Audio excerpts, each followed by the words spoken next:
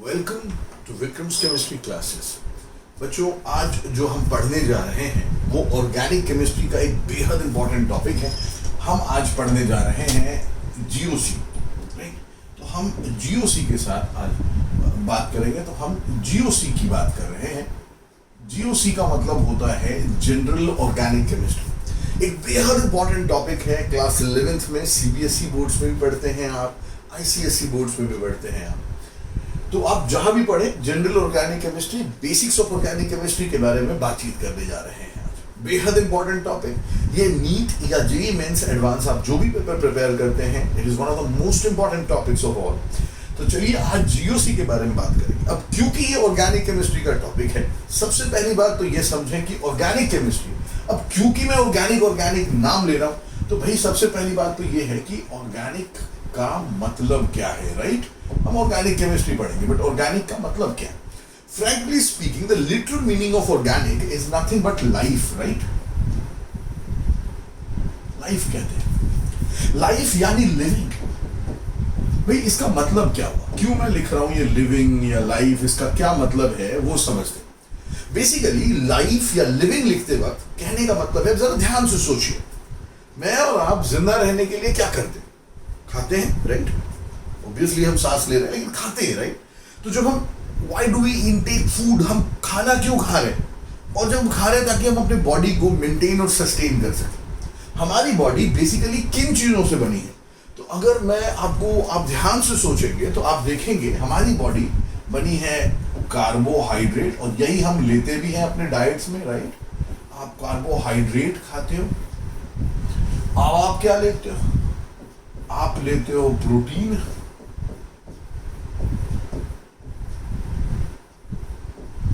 आप लेते हो फैट, आप लेते हो विटामिन्स, और हम खाते हैं, भाई हमारी बॉडी में होता है न्यूक्लिक एसिड। जिनके पास बायोलॉजी है उन्हें बहुत अच्छे से पता है, न्यूक्लिक एसिड जैसे डीएनए आरएनए की बात हो रही है। और आप जानते हैं कि कोई भी ऑर्गेनिज्म इन्हीं चीजों से मिलकर बनता है। तो जब हमने इनको क्लोजली मॉनिटर किया, क्लोजली स्टडी किया, तो हमें क्या दिखा? हमें ये दिखा कि ये सभी के सभी कंपाउंड्स या तो कार्बन के बने हैं या तो डेरिवेटिव के बने हैं, राइट। तो कार्बन और कार्बन डेरिवेटिव्स के बने हैं, राइट। तो कहने का मतलब ये है कि ये कार्बन, यानी अब देखिए हम और आप क्या बात करते हैं, what do you mean by organic chemistry when I से? हम सिंपली कहते हैं organic chemistry is nothing but the study of carbon and there compounds. अब थोड़ी सी हिस्ट्री जान लेते हैं, बेहतर है जान लेना। तो भाई अगर जब मैं हिस्ट्री की बात करता हूँ तो भाई हम क्या पढ़ रहे हैं, राइट। तो मैंने कहा कि हम ऑर्गेनिक केमिस्ट्री पढ़ रहे हैं। तो जैसे साइंस में हमेशा से पहले की थ्योरीज के बारे में बात करें, तो जो थ्योरीज होती थी हमारे पास केमिस्ट्री की, उसके अकॉर्डिंगली एक थ्योरी थी जिसको कहते थे vital force theory, right. Vital force theory. बेटा एक्चुअली बच्चों, बर्जीलियस नाम के साइंटिस्ट ने भी इसी थ्योरी को फॉरवर्ड किया था। उन्होंने कहा था कि whatever compound exists in nature, we can never synthesize an organic compound, right? That was about vital force theory. But आप समझ सकते हो, obviously, होला नाम के लफ्ज, होला was the first scientist, WOOHLER. होला synthesized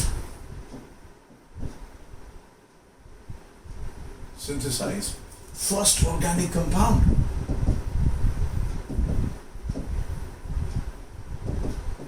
ऑर्गेनिक कंपाउंड यूरिया। आज बहुत वेल नोन कंपाउंड है यूरिया, जिसको पहली बार होलर ने लैब में प्रिपेयर किया फ्रॉम अमोनियम साइनेट से, राइट। तो यूरिया का प्रिपरेशन हुआ पहली बार लैब के अंदर में, इसे प्रिपेयर किया गया। ये रीअरेंजमेंट रिएक्शन था एक तरह का, जिसमें हमने इसे प्रिपेयर किया और जिससे हमने इसे प्रिपेयर करने पर यूरिया का फॉर्मेशन किया पहली बार, राइट। तो चलिए जरा देखें। और उसके बाद ऑब्वियसली कोल जिनका नाम आप और हम तो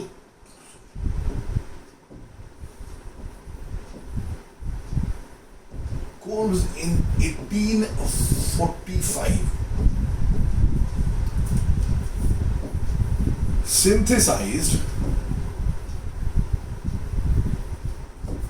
acetic acid, जिसे आप CH3COOH के नाम से जानते हैं, लैब में प्रिपेयर किया। It is acidic acid. तो ये बात तो आप और मैं दोनों समझ सकते हैं बहुत आसानी से कि होलोक की डिस्कवरी के बाद ये वाइटल फोर्स थ्योरी पूरी तरह से नकार दिया गया। हमें समझ में आ गया कि वाइटल फोर्स थ्योरी सही नहीं है, और उसके बाद शुरुआत हुई ऑर्गेनिक केमिस्ट्री की। बच्चों आज हम ऑर्गेनिक केमिस्ट्री के बारे में पूरी डिटेल में बातचीत करने जा रहे हैं। ये हमारा पहली क्लास है जीओसी की। इसमें जहां हम बातचीत करेंगे आज, उसके बारे में थोड़ी सी डिस्कशन मैं कर लूं आपसे कि हम क्या डिस्कस करते हैं। बेसिकली अगर मैं और आप एक छोटी सी बातचीत करें कि भाई ऑर्गेनिक केमिस्ट्री में होता क्या है, राइट? तो मैं और आप कहते हैं कि ऑर्गेनिक केमिस्ट्री में क्या है, कंपाउंड है। जैसे मान लीजिए थोड़ी देर के लिए मैं एक रिएक्शन लिख रहा हूं, मैंने एक रिएक्शन लिखा, मान लीजिए मैंने क्या रिएक्शन लिखा भाई, CH3CH2OH, राइट? और मैंने इसमें लिखा PX3, राइट?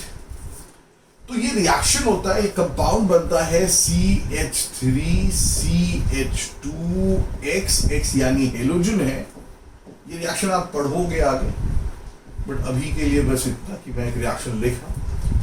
तो ये जो प्रोडक्ट बना, तो हमें एक्चुअली मैं आपको क्या बताने जा रहा हूं वो समझे। तो बेसिकली इसमें हुआ क्या, इसमें हुआ ये है कि मेरे पास एक कंपाउंड है, मेरे पास ये एक कंपाउंड है जहां इस OH को आप इस X से सब्स्टिट्यूट कर रहे हो, राइट? बदल दे रहे हो। ये क्यों हुआ? यानी जीओसी के दौरान हम बेसिकली जो पढ़ेंगे बच्चों वो ये है कि 3 बेसिक बातें पढ़ते हैं। पहली बात, आखिर रिएक्शन को करने के लिए ये अटैक करने वाले स्पीशीज कौन होते हैं, ऑब्वियसली, यानी टाइप्स ऑफ अटैकिंग स्पीशीज के बारे में बात करेंगे, राइट? तो सबसे पहली चीज जो हम पढ़ेंगे वो हम यहां पढ़ेंगे टाइप्स ऑफ अटैकिंग स्पीशीज। तो पहला टॉपिक जो जीओसी में हम डिस्कस करने जा रहे हैं वो है types of attacking species, right? तो टाइप्स ऑफ अटैकिंग स्पीशीज के बारे में हम सबसे पहली चीज पढ़ेंगे यहां, टाइप्स ऑफ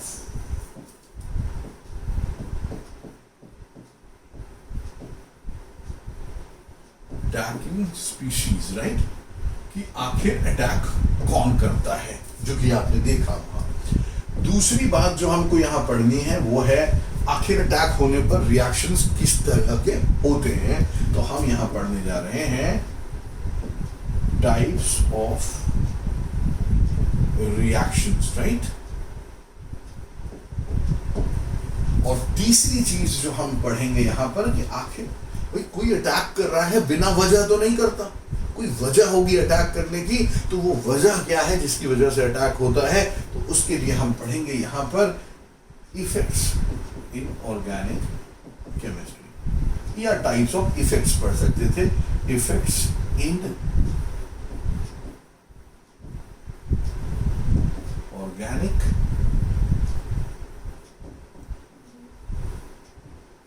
ये 3 चीजें पढ़ेंगे बच्चों। सच बताऊं तो ये तीनों ऐसे हैं जैसे जिगजॉ पजल के 3 टुकड़े हैं, राइट? आप जब तीनों को समझ जाते हैं तब जाके इन तीनों को कनेक्ट कर आप आसानी से पढ़ेंगे और बहुत अच्छे से समझ पाएंगे। लेकिन तब तक के लिए एक एक कर इन्हें पढ़ेंगे और एक एक कर इनको समझेंगे। तो सबसे पहली चीज जो हम पढ़ने जा रहे हैं वो है हमारे लिए टाइप्स ऑफ अटैकिंग स्पीशीज। तो चलिए बच्चों, टाइप्स ऑफ अटैकिंग स्पीशीज की शुरुआत करते हैं और उसे समझने का प्रयास करते हैं। तो टाइप्स ऑफ अटैकिंग स्पीशीज में जो सबसे पहला टॉपिक हम पढ़ने जा रहे हैं, टाइप्स ऑफ अटैकिंग स्पीशीज में जो फर्स्ट टॉपिक हम पढ़ रहे हैं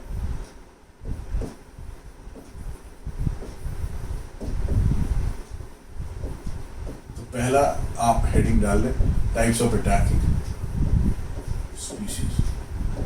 डेफिनेटली मैं आप सबको सजेस्ट करूंगा कि जब मैं पढ़ा रहा हूं, जब आप पढ़ रहे हैं उसे समझते जाएं, ऑब्वियसली वीडियो को पॉज करें और चीज़ों को लिखते रहें, राइट? क्योंकि ऑर्गेनिक बिना लिखे आप प्रैक्टिस किए बिना नहीं सीख सकते। मैं हमेशा कहता हूँ पढ़ाई के 3 आयाम होते हैं। एक अंडरस्टैंडिंग है, जब कोई पढ़ा रहा उसे समझ लेना, ठीक है, कॉन्सेप्ट बिल्डिंग करना, कॉन्सेप्ट बिल्ड करना, चीज़ों को समझना। दूसरा पार्ट जो आता है वो आता है प्रैक्टिस। जब आप बहुत सारी प्रैक्टिस करते हैं, बहुत सारे क्वेश्चंस उस पर बेस बनाते हो, तब जाकर के आपको परफेक्शन मिलता है और तब जाकर के मार्क्स ओरिएंटेशन होती है, राइट। तो प्लीज़ इन चीज़ों का ख्याल रखें। तो चलिए सबसे पहले मैं टाइप्स ऑफ अटैकिंग स्पीसीज में चलता हूँ और सबसे पहला टाइप ऑफ अटैकिंग स्पीसीज जो मैं आपके साथ आज डिस्कस करने जा रहा हूँ वो है फ्री रेडिकल्स, राइट। तो भाई ये फ्री रेडिकल्स क्या है? अच्छा, इससे पहले कि मैं इसमें आगे बढ़ूं, मैं आपको एक छोटी सी चीज बताना चाहता हूं जो कि बेहद इंपॉर्टेंट है, और वो है कि इलेक्ट्रोनेगेटिविटी सीरीज क्या होती है। ठीक है बच्चों, आई होप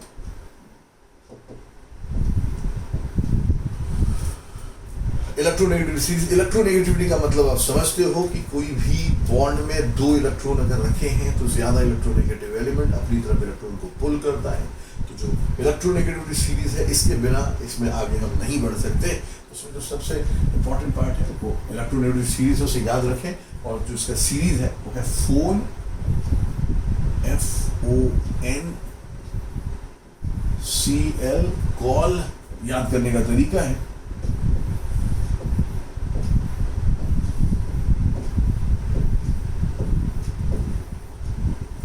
तो अगर मैं आपको बोलूं कि इसे कैसे याद करते हैं, तो इसका सिंपल तरीका ये है, FON फोन आप सबके पास होगा और सभी लोग आजकल बहुत यूज करते हैं। तो फोन, कॉल करते हैं फोन से, राइट।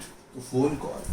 बच्चों मेरा नाम आप विक्रम है, बी से विक्रम है, तो बी विक्रम, हाँ अब R जरूर लगाया उसमें, ब्रोमीन है। तो विक्रम सर पाटिल, तो फोन कॉल विक्रम सरपाटी, प्लीज इसे याद कर लें। अब आगे जैसे जैसे मेरे साथ बढ़ोगे आपको एहसास होगा कि इसके बिना तो केमिस्ट्री की ही नहीं जा सकती, राइट। तो चलिए जरा सा आगे बढ़ते हैं और इसके बारे में और बहुत सारी बातचीत करते हैं।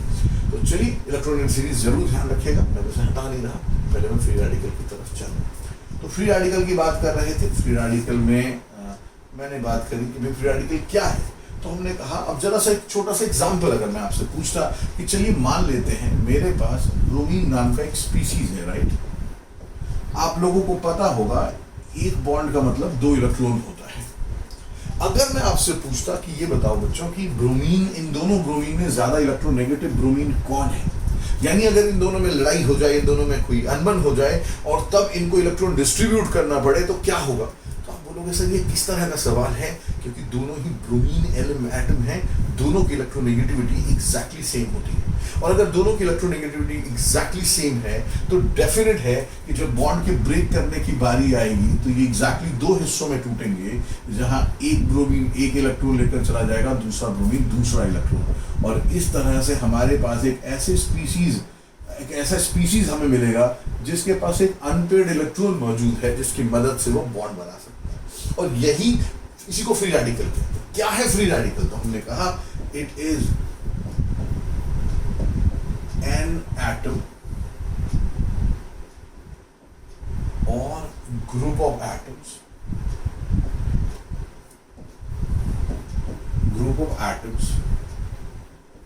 which have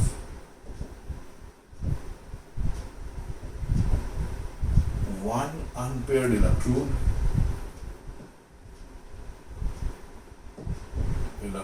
present on them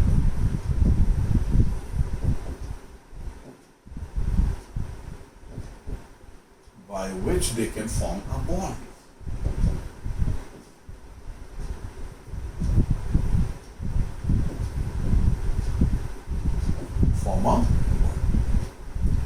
अच्छा, एक दो सवाल जो बच्चों तुम्हारे मन में ऐसे भी आनी चाहिए वो ये है कि आप पूछोगे सर एक बात बताओ मुझे, आपने ये लिखा, बड़ी अच्छी बात है कि आपने लिखा कि बॉन्ड कैसे बनाते हैं, क्या बनता है, बट बड़ी अजीब सी बात है। नॉर्मली अगर मुझे कोई कभी पूछता है, अगर मुझे कहता है कि सर क्लोरीन रिप्रेजेंट करो, तो मैं क्लोरीन लिखते वक्त डॉट थोड़ी लगाता, नहीं लगाता, मैं डॉट तो नहीं लगाता। तो आप बोलोगे सर आपने फिर क्यों लगाया वहां पर ब्रोमीन के साथ dot, right.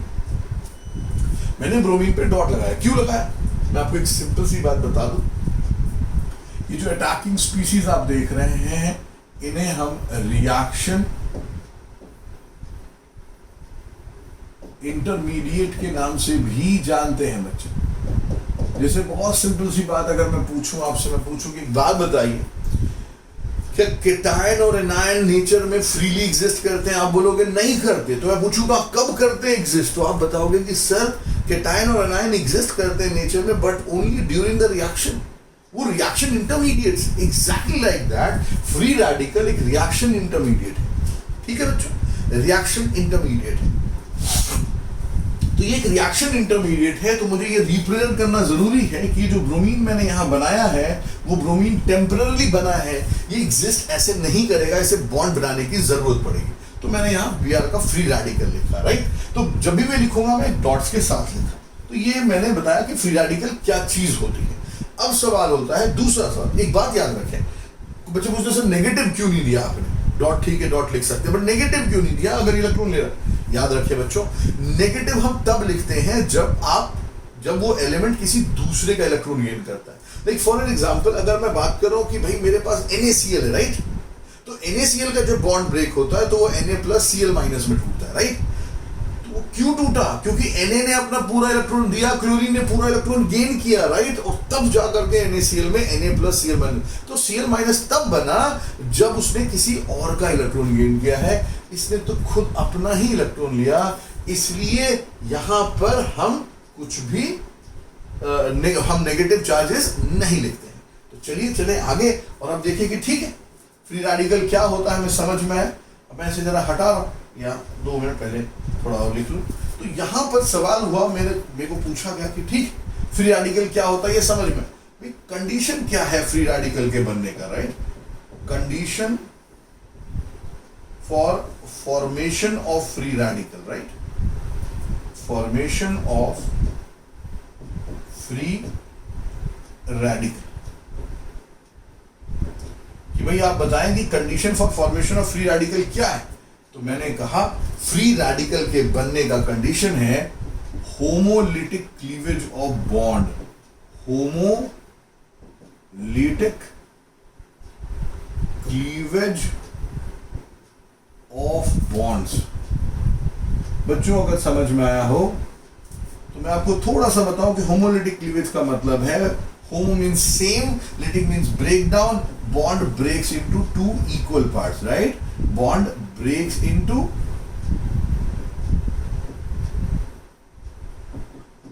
2 equal parts, right. तो इसे हम कहते हैं होमोलिटिक क्लीवेज ऑफ बॉन्ड।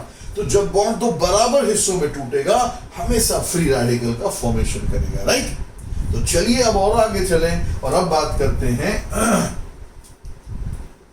कि भाई अब कंडीशन तो हमने समझा, लेकिन सवाल यह है कि फिर ठीक है तो होमोलिटिक, मैं हटा रहा हूं इसे प्लीज बच्चों, और मैं इसे सब हटा रहा हूं, आई होप कि आप लोगों ने नोट कर लिया होगा या पॉज करके नोट कर लीजिएगा। तो अब सवाल यह है कि मैंने बोला formation of homolytic cleavage is the condition for the formation of free radical. अब दूसरा सवाल में है कि ठीक है फिर condition for formation homolytic cleavage का कंडीशन क्या है भाई? कंडीशन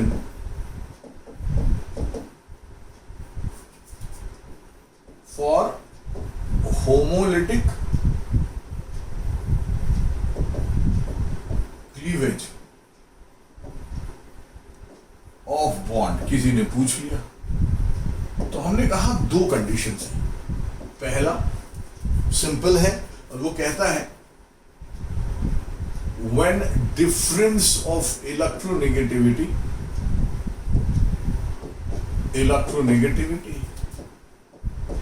बिटवीन बॉन्डेड एलिमेंट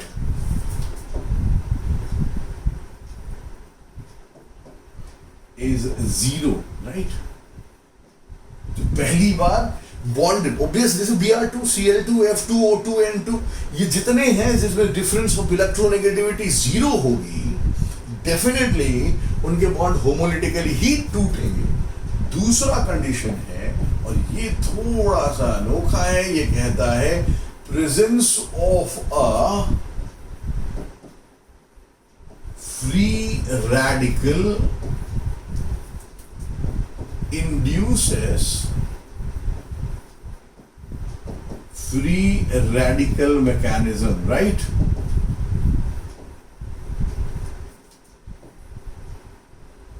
अब ये बात थोड़ी क्लियर नहीं होती कि इन्होंने कहा कि presence of a free radical in a reaction induces free radical mechanism.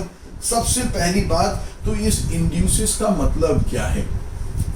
Induce करने का मतलब होता है जबरदस्ती फ्री रेडिकल के फॉर्म में रिएक्शन को आगे बढ़ाना, ठीक है? तो चलिए इस पार्ट को और group of atoms as a free radical हमने अभी तक नहीं देखा है, इन दोनों को समझने के लिए मैं एक एग्जांपल ले रहा हूं बच्चों। तो सबसे पहले मैं इसे वाइप आउट करूंगा और मैं एक जो एग्जांपल ले रहा हूं मैकेनिज्म का, वो मैकेनिज्म आपके सिलेबस का है, तो प्लीज बहुत ध्यान से पढ़ें और समझें। यहां पर जो मैं एग्जांपल ले रहा हूं वो डायरेक्ट हेलोजिनेशन रिएक्शन का एक एग्जांपल है। हेलोजिनेशन रिएक्शन है बच्चों। अच्छा, रिएक्शन में RXN लिखता हूं, ये डायरेक्ट हेलोजिनेशन है और ये फ्री रेडिकल मैकेनिज्म को फॉलो करता है। आप लोगों ने कई बार इसे पढ़ा भी होगा। CH4 plus Cl2 in presence of Hν which is sunlight और light, अल्ट्रावायलेट लाइट लिख सकते हैं। इससे क्या प्रोडक्ट बनता है, इसके लिए चलिए फ्री रेडिकल मैकेनिज्म समझते हैं।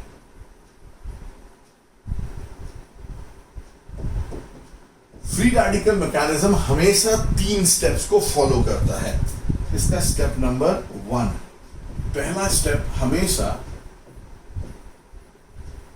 इनिशिएशन रिएक्शन कहते हैं, इसे इनिशिएशन रिएक्शन कहते हैं।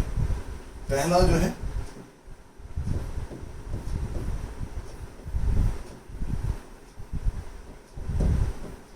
Initiation step. तो इनिशिएशन में क्या होता है चलिए समझते हैं। तो इनिशिएशन रिएक्शन देखा हमने, इसमें सबसे पहले ऑब्वियसली आपने Cl2 ले रखा है, आपने लाइट डाला, तो हुआ ये कि लाइट की वजह से Cl2 2 हिस्सों में टूट गया और वो 2 हिस्से क्लोरीन के फ्री रेडिकल की तरह बन गए, राइट? तो क्लोरीन के फ्री रेडिकल बन गए हमारे पास, तो Cl के फ्री रेडिकल बन गए। अब है यहां पर कि Cl, अब एक बात याद रखें, अभी थोड़ी देर बाद में एक्सप्लेन भी करूंगा। Free radicals are the most reactive species in organic chemistry, and if that is the case, मेरे पास एक दूसरा रिएजेंट है CH3 और CnH के बीच का bond. We didn't expect it to break as a free radical, हमने उम्मीद नहीं की थी कि ये फ्री रेडिकल की तरह टूटे, बिकॉज कार्बन हाइड्रोजन की इलेक्ट्रोनेगेटिविटी एग्जैक्टली सेम नहीं होती। लेकिन क्योंकि यहां पर एक फ्री रेडिकल मौजूद है, ये जबरदस्ती इस बॉन्ड को फ्री रेडिकल की तरह तोड़ देगा। तो हमारे पास 2 सवाल आते हैं। पहला, क्या कोई भी बॉन्ड फ्री रेडिकल की तरह टूट सकता है? आंसर है नहीं। 2 बातें होने पर ही वो टूटते हैं। पहला, we do not expect ionic bond to break as a free radical. हम आयनिक बॉन्ड को फ्री रेडिकल की तरह टूटने की उम्मीद नहीं करते। आयनिक बॉन्ड में ऑलरेडी इलेक्ट्रॉन डोनेट हो चुका है, फिर वो वापस लेने का कोई गुंजाइश नहीं है। पहली बात, बॉन्ड कोवैलेंट होना चाहिए, और दूसरी बात, डिफरेंस ऑफ इलेक्ट्रोनेगेटिविटी हाई नहीं होनी चाहिए। टू अंडरस्टैंड दिस, एक छोटा सा एग्जांपल ले लूं, जैसे HCl और HBr।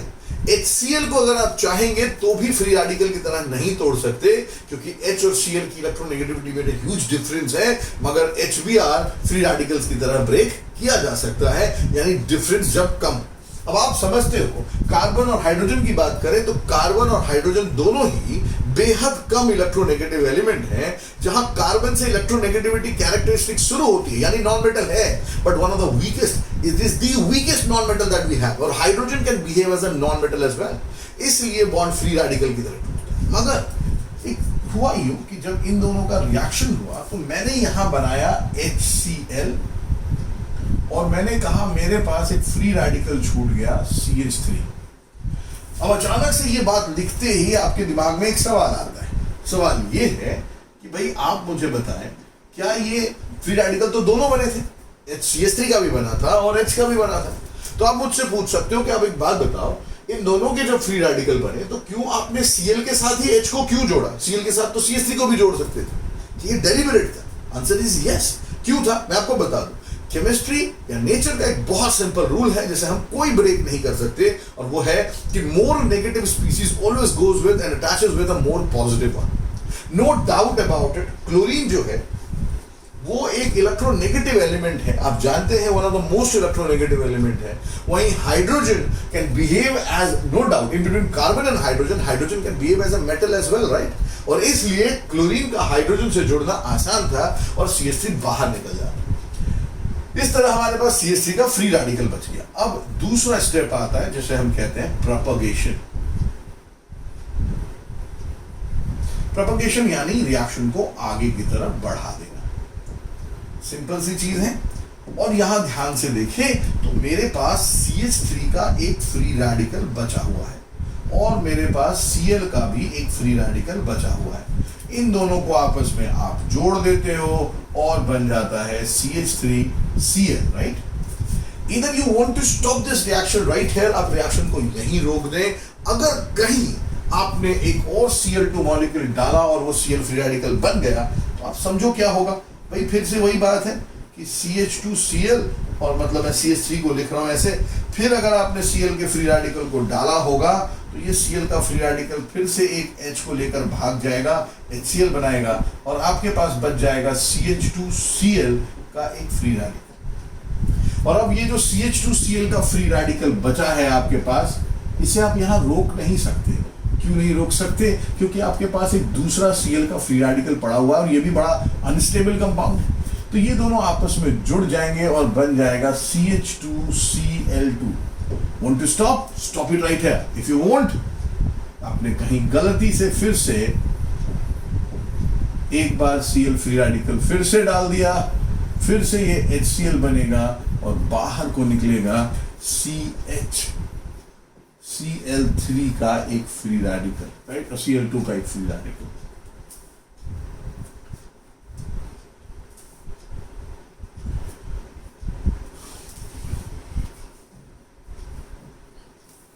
तो यहां पर जो हमारे पास बचा वो बन जाएगा Cl2 का एक फ्री रेडिकल। अब ऑब्वियस आप इस रिएक्शन को यहां रोक नहीं सकते। CHCl2 के साथ Cl का फ्री रेडिकल फिर जुड़ेगा और HCCl3 बनेगा। बच्चों इसे हम क्लोरोफॉर्म के नाम से जानते हैं। पहले के समय में इसे एनेस्थीसिया की तरह इस्तेमाल किया जाता था, बट अब इसे हम एनेस्थीसिया की तरह इस्तेमाल नहीं करते हैं। बट हाँ, आपको यूजेस में यूज्ड एज एनेस्थीसिया लिखा हुआ मिल सकता है, कभी यूज जरूर होता था। रिएक्शन अभी भी रुकेगा नहीं ऑब्वियसली। कहीं आपने फिर से एक Cl का फ्री रेडिकल ऐड किया होगा तो फिर से HCl बाहर निकलेगा और आपके पास CCl3 का फ्री रेडिकल बनेगा। इस CCl3 के फ्री रेडिकल को यहां तो रोक नहीं सकते क्योंकि Cl का फ्री रेडिकल बचा हुआ है, इससे बनेगा CCl4। बेटा इसका नाम कार्बन टेट्राक्लोराइड है जिसे आप जानते हैं। तो ये CCl4 का फॉर्मेशन होगा। तो ये दो स्टेप्स हो गए और आखिरी स्टेप जो है इसका, उसे हम कहते हैं टर्मिनेशन स्टेप, यानी how to stop reaction, termination step, right.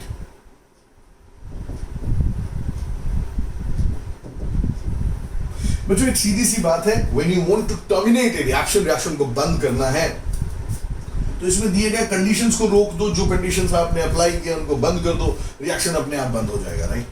कहने का मतलब है इधर you just take away off the light, आप लाइट हटा दें और ना तो ये फ्री रेडिकल बनेगा ना रिएक्शन आगे बढ़ेगा। लेकिन और क्या तरीके? और तरीके बहुत सिंपल है। आपने दो रिएजेंट लिए हैं CH4 एंड Cl2। भाई आप CH4 और Cl2 में कोई एक पहले खत्म हो जाए। भाई हम गिनकर तो डालते नहीं, राइट। नंबर ऑफ मोल्स हम, ये तो नहीं है कि हम एकदम स्टोशियोमेट्रिकली डालते हैं, और ना तो ये है कि हम प्रॉपर डाल भी सकते हैं, नहीं डाल सकते, एक्टिव मास का कॉन्सेप्ट होता है, खैर वो बात की बात है, बट इक्वल अमाउंट नहीं डलता। तो क्या करें? तो क्या पॉसिबिलिटीज है?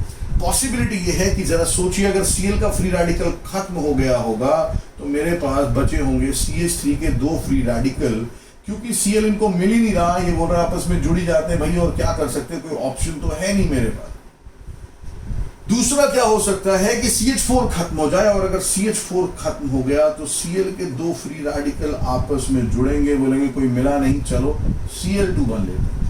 मगर बहुत रेयर, मगर ये चांसेस भी है कि दोनों साइमल्टेनियसली एक साथ खत्म हो जाएं, और ऐसे में CH3Cl बनाना पड़ता है। बच्चों एक बात आप और मैं दोनों समझते हैं कि गारंटी है कि ये तीनों एक साथ तो नहीं हो सकते, तो इनके बीच में और होता है, कोई एक होगा। लेकिन ऑर्गेनिक केमिस्ट्री के दौरान आपको मैं बता दूं कि ऑर्गेनिक केमिस्ट्री में और का इस्तेमाल नहीं करते, इसलिए मैं ये नहीं लिख सकता, और राइट, तो और हम नहीं लिखते हैं। आप जब भी कभी देखोगे तो आप देखोगे कि कुछ नहीं लिखा हुआ, ऐसे ही बुक्स में मिलता है। लेकिन यहां इस पूरे रिएक्शन को समझने के दौरान 2-3 बातें क्लियर हुई। पहली बात, you can see a lot of time if group of atom as a free radical, बहुत सारे फ्री रेडिकल्स आप देख सकते हैं यहाँ पर, राइट, बहुत सारे फ्री रेडिकल्स आपको आसानी से दिख रहे हैं, चाहे वो ये फ्री रेडिकल हो, चाहे ये फ्री रेडिकल हो, यहाँ group of atom free radical है, यहाँ ग्रुप ऑफ, तो group of atoms can be a free radical, पहली चीज वो देखिए। दूसरी बात, इंड्यूस करने का मतलब, ऐसे बॉन्ड्स जो पहले फ्री रेडिकल की तरह शायद नहीं टूट सकते थे, अब वो भी जबरदस्ती फ्री रेडिकल की तरह टूटेंगे, क्योंकि आपने एक फ्री रेडिकल डाल रखा है जिसकी रिएक्टिविटी बहुत ज्यादा है, और क्योंकि उसे रिएक्ट करने के लिए फ्री रेडिकल चाहिए, इसलिए ये रिएक्शन पूरा का पूरा फ्री रेडिकल मैकेनिज्म को ही फॉलो कर रहा है। यही मैंने वहां दूसरी बात लिखी थी। तो ये सारी बातें हमने फ्री रेडिकल के बारे में करी, मैं इसे यहाँ से हटा रहा हूँ। आई होप आपको पूरी तरह से अंडरस्टैंडिंग हो गई होगी। तो चलिए चलेंगे आगे की कहानी।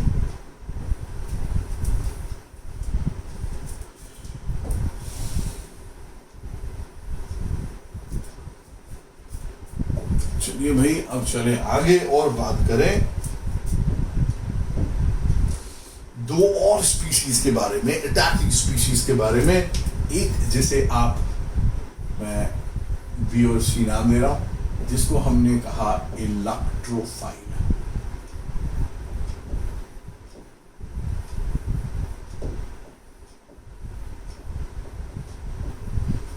और एक दूसरा स्पीशीज, ये प्लस है,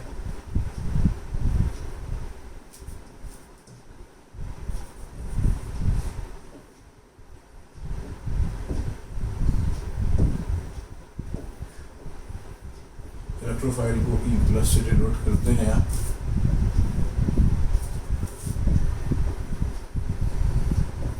न्यूक्लियोफाइल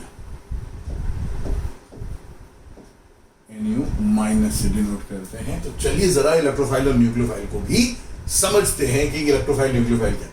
नाम के साथ ही है, इलेक्ट्रो मींस इलेक्ट्रॉन और न्यूक्लियोफाइल मींस लविंग। तो इलेक्ट्रॉन लविंग स्पीशीज, हमने कहा भाई इलेक्ट्रॉन, और इलेक्ट्रॉन से हम क्या समझते हैं? तो इलेक्ट्रॉन से मतलब होता है नेगेटिव चार्ज सीकिंग और लविंग स्पीशीज, राइट। इसे हमने इलेक्ट्रोफाइल कहा। वैसे ही न्यूक्लियस या पॉजिटिव चार्ज, राइट। अब न्यूक्लियस तो कुछ होता है, मतलब न्यूक्लियस से क्या करेंगे, तो पॉजिटिव चार्ज न्यूक्लियस का मतलब है positive charge loving species, right.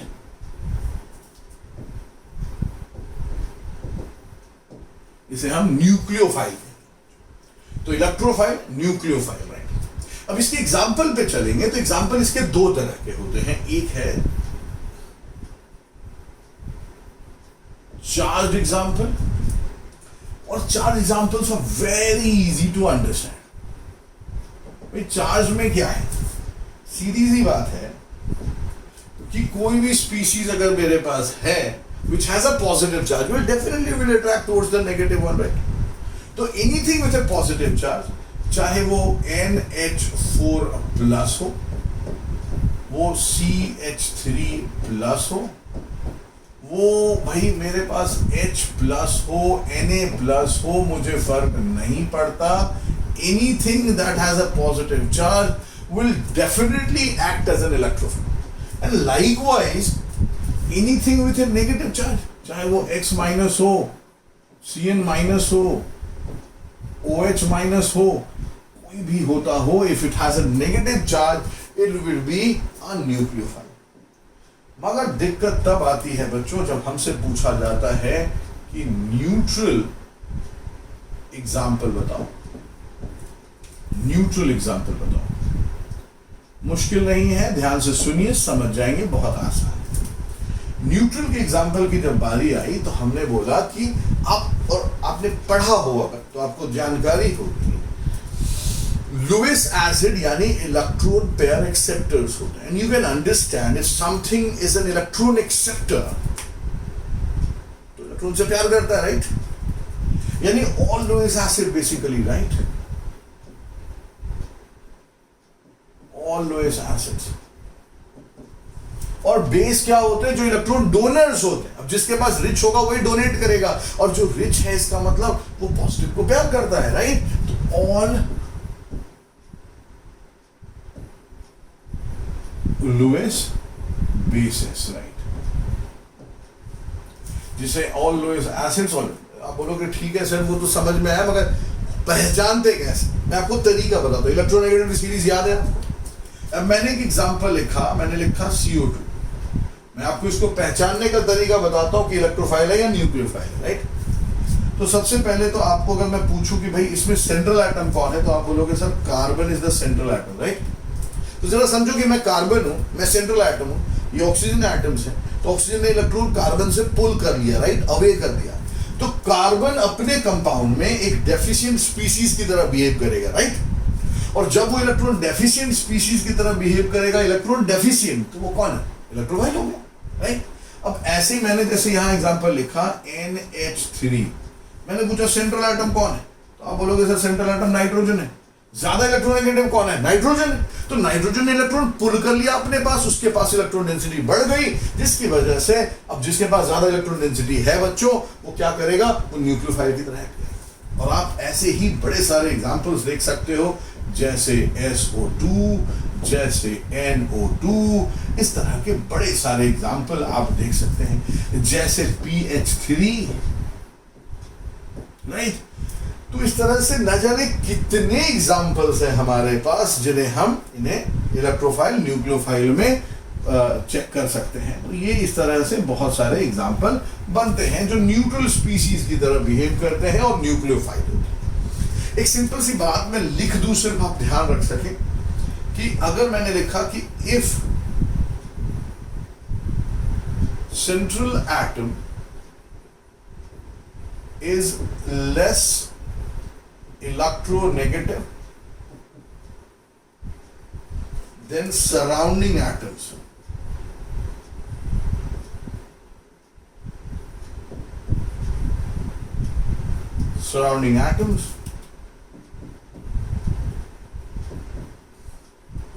then the species acts as a Lewis acid or an electrophile.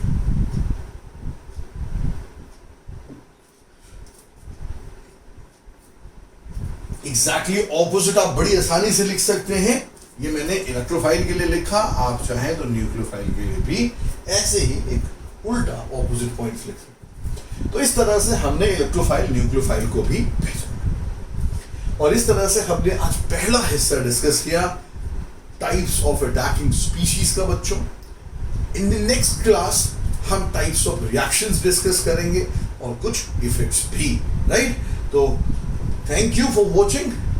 अच्छा लगे तो प्लीज लाइक कीजिए और सब्सक्राइब कीजिए. Thank you. सेकंड लेक्चर जल्दी ही आएगा. Thank you very much.